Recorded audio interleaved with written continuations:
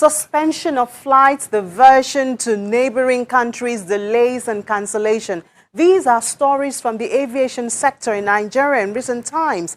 The cause, the upgrade of the instrument landing system. NAMA, the Airspace Management Agency, had already started installing CAT 3 ILS. And so installing CAT 3, you had to remove CAT 2 that was there. The issue of customer service in communication and compensation is another line of discussion which has been drawn from the recent incidents. I had to pay out of pocket from Friday to date, accommodation, feeding, and what have you. There were so many people that were here on that day, didn't have any other money. I know a woman with a child who only had $4 left. Big story goes to the aviation sector on this episode. You're welcome. I'm Ini John Mekwa.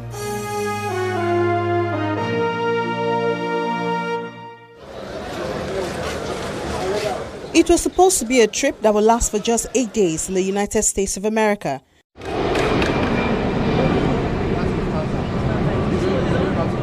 But little did the Dean of School of Postgraduate Studies of the University of Lagos, Professor Alabi Shoneye, know that they will have to cross the Atlantic Ocean 4 times within 2 weeks.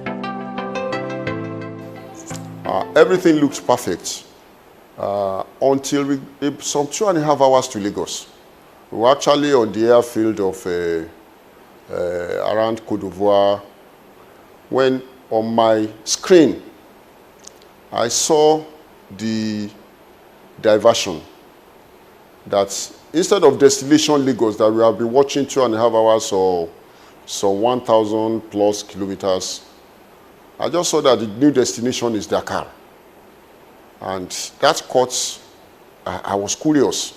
You know, when you are in the air, 10,000 meters above your ground level, anything could happen.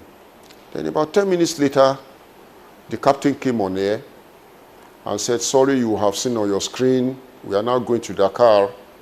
It's because of the bad weather situation in Lagos. We will have landed in either Accra or Abidjan.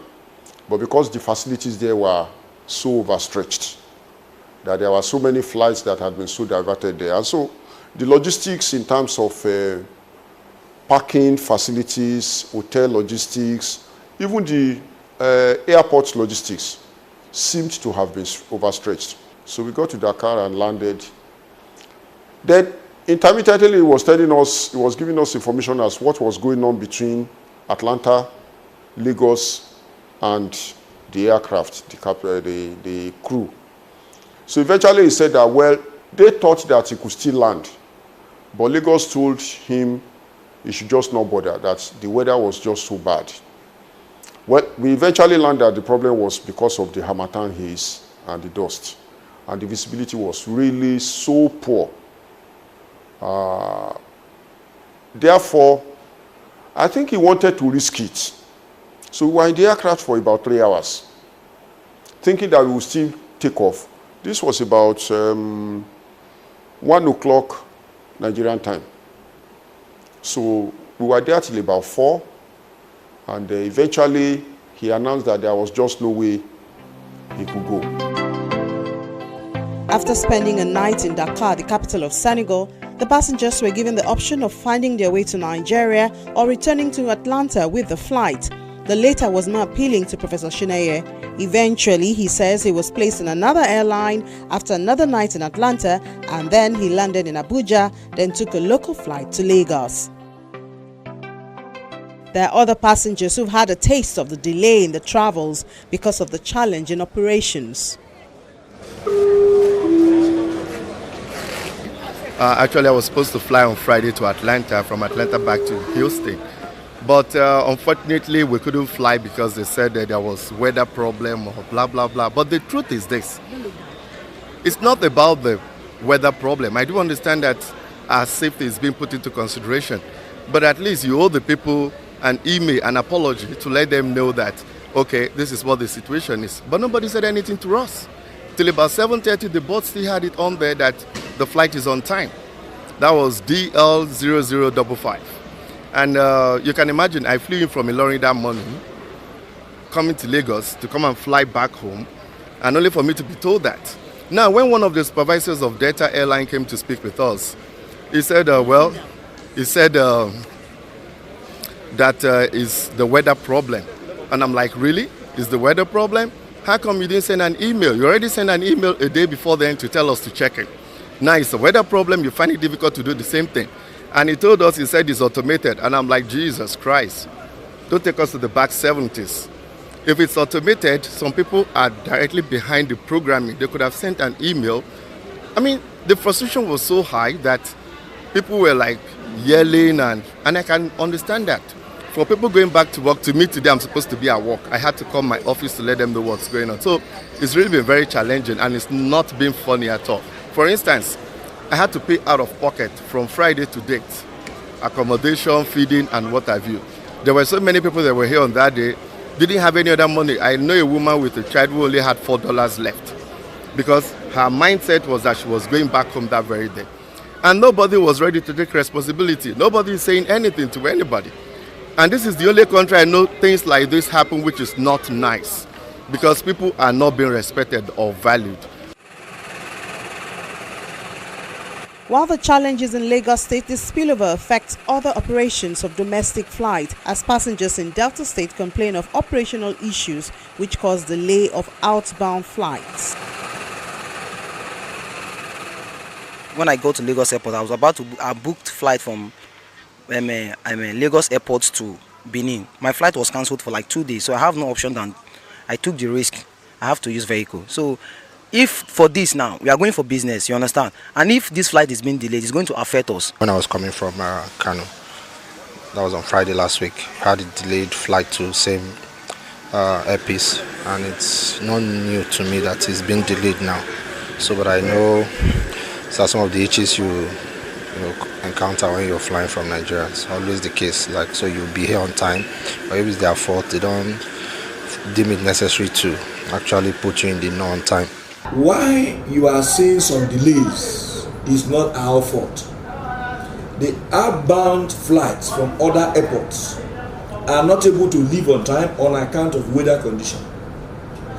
And once they are not able to leave on time, invariably it will affect when they will now land in Asaba. And you know, when you land as an inbound flight and you arrive late, it is going to affect those that are supposed to depart at a given time because you did not arrive at the time you are supposed to land because of either operational deficiencies at some other points or because of weather conditions that are beyond the capabilities of either the outbound port or the operating equipment or the operator himself, in this case the airline. And so when that happens, you expect that there's going to be a delay in terms of outbound flight from Asaba, because Asaba is not the base of most of these airlines. So if they have challenge at their base, you will of course understand that it will affect their schedule here in Asaba. Aviation consultant Chris Aligbe, who was a manager with the defunct national carrier Nigeria Airways, explains the issue of what happened about the installation of an upgraded instrument landing system, ILS.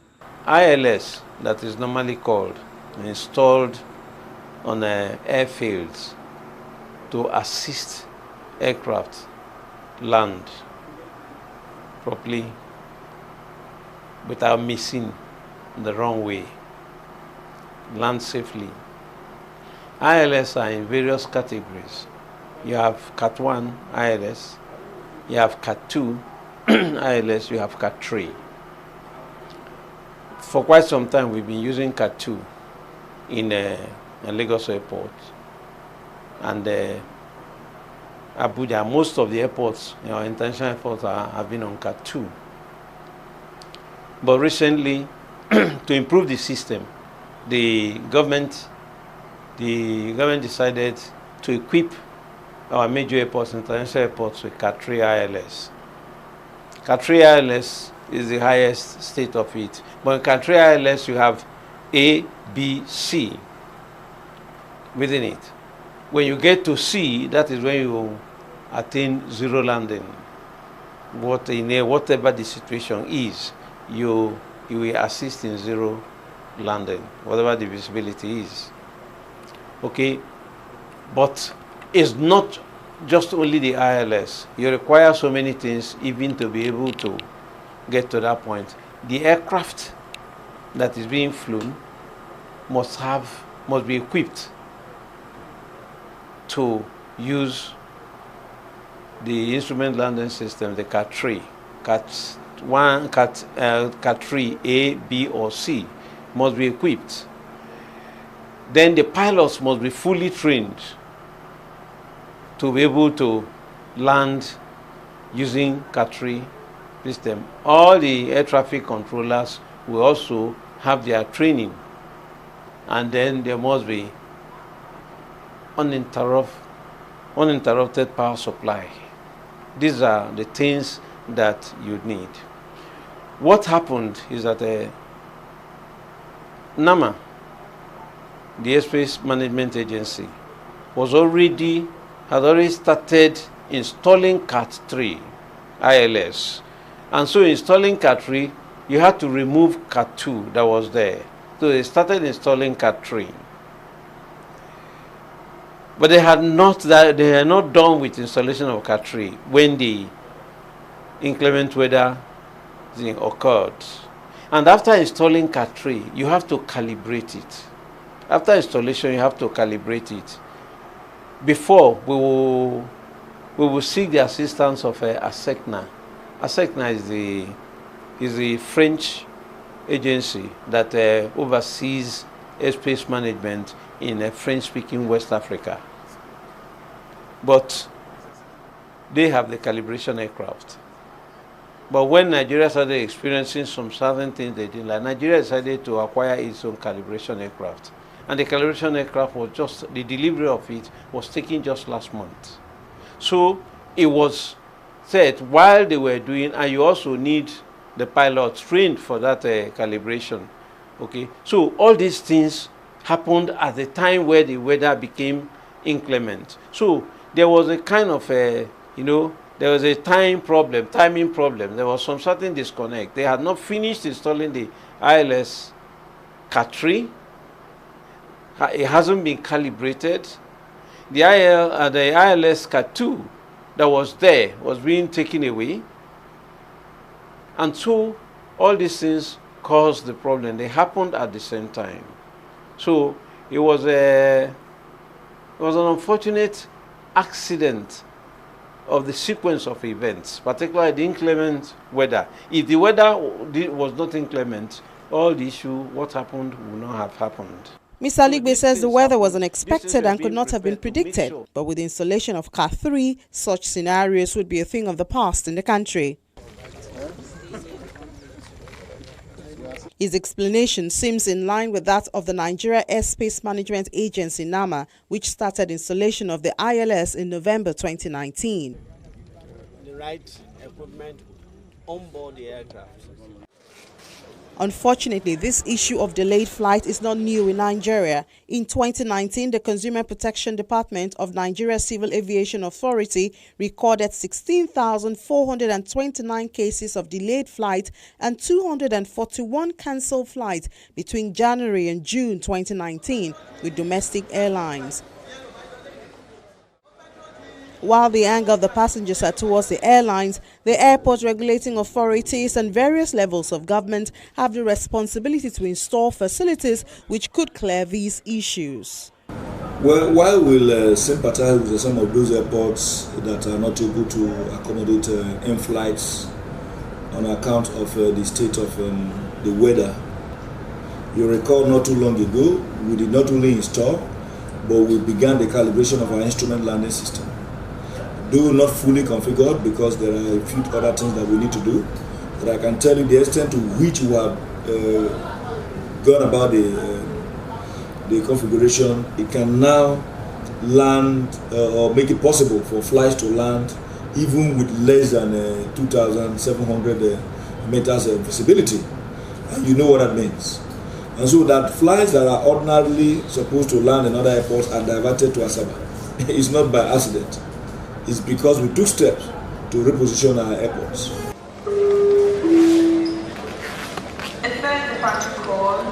Another issue which arises from delayed and cancelled flights is customer service. Many passengers have in the course of the recent event acquired unplanned expenses in hotels, transport and general discomfort.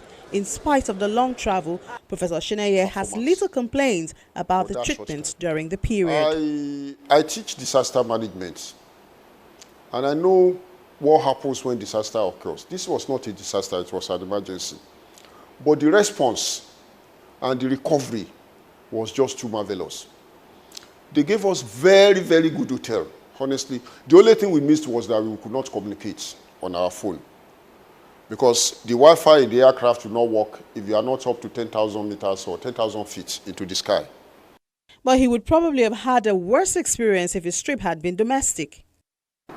There are regulations in the country, consumer protection regulations of in the Act, NCAA Act, Part 19 of the NCAA Act, Part 19 of the regulation is directly skewed to protect the passenger. Is made for passenger protection, and NCAA implements those regulations, the rights of passengers. But I tell you there's one thing, there are two areas that airlines are not held responsible or culpable. One area primarily is weather, because nobody can determine what weather will be. The airlines can't determine it, the passengers cannot determine, the authorities cannot determine it.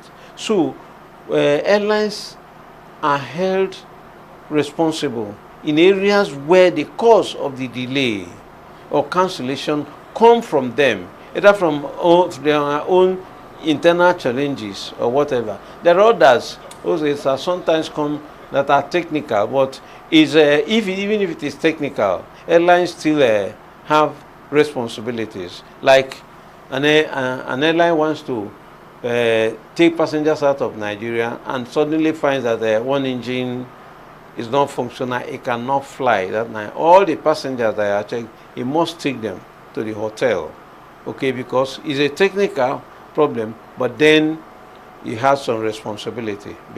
But when it comes to weather, it is not within the powers of an airline or any individual to control weather, and because of that, you cannot hold them liable. But what happens? I will tell you this: what happens is that airlines tend to say, "Look, these are our passengers. Because they are passengers, we must do 1, 2, 3." They do it now for market retention. For market retention, particularly in an area where there's enough competition. But what has happened is that airlines, because they feel that there's no competition, they think that tomorrow you must stay fly us. They do whatever they want to do, and you have no choice. Sometimes some airlines have been so arrogant. Some cabin crew, maybe some say, if you are dissatisfied, go and fly your own airline.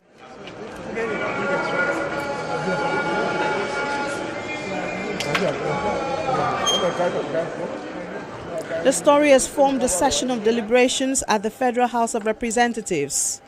Apart from the hardship they face as a result of poor landing facilities at our airport, they also suffer financial losses, and it has gotten to a situation that we need to act immediately, to correct this anomaly. Because apart from the financial losses, it also affects the image of the country. And we are a country that requires foreign direct investment. International businesses, businessmen coming into the country, are now being subjected to additional expenses incurred as a result of this delay and outright cancellation. The House concludes that although the installation was with a good intention, the planning and timing is poor. There's also the allegation that some components of the ILS is missing. The House has also faulted the handling of the situation by NAMA. They've not spoken a word to Nigeria. It was the aviation minister that came out to speak. In a way, the independence of these agencies are being compromised. What are the powers of the minister and the board or the CEO of the agencies when we have matters like this? I think they owe us an explanation. In the media, it was reported that we have lost about 5 million euros. That's over 2 billion naira for that diversion. And to make matters worse, we want Nigerians to be patriotic. We want them to love our nation. But when there are challenges, it's like we abandon them. Some people were brought to Abuja by a foreign airline. They were lodged at Sheraton.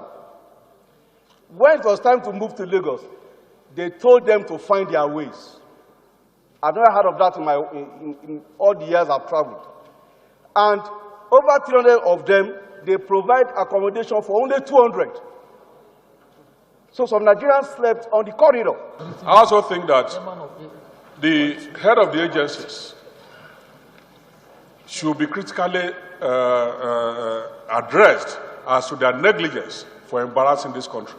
For me, I read on social media, newspapers, general news, it is bad, very, very bad. Apart from revenue loss, apart from every other thing, I think the image of Nigeria has been battered in this area. Not that the equipments are not there, not that the funds have not been provided, but just that these equipments have not been fully installed.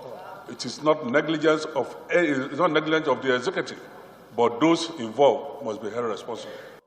The Speaker of the House of Representatives attempts to bring his perspective to the discussion. When the issue directly is their fault, or they've been negligent, or or even in inclement weather that is not their fault, or an act of God, maybe they can compensate, as that's probably what happened in your case. But in the case where somebody else, in fact, they're trying to save your life, and they now divert to another airport, due to the negligence, assuming that is the case, that is the negligence of another agency, they cannot pay for the negligence of another agency. They can't. The point is that if you now make a policy, if you run an airline abroad, you now make it a policy that in Nigeria that if any airline, no matter the cost, no matter who's responsible, if any airline diverts a flight to another country, even though the Nigerian agency is at fault. If you now make that a policy, if I was running an airline, I'll cut my losses and not even lift you in the first place. Rather than take you to Ghana, I won't even carry you. So you'll be stranded in Germany or wherever. The discussion ends with the House mandating its Committee on Aviation to, among other things, carry out an investigation into who is responsible for the flight diversion and cancellation and who should compensate the passengers for the losses. The amendment by Honorables Faleke and Patasadu and seconded by Honorable Olododo Cook. Those in favor, please say aye. Those against, please say nay. Ayes have it.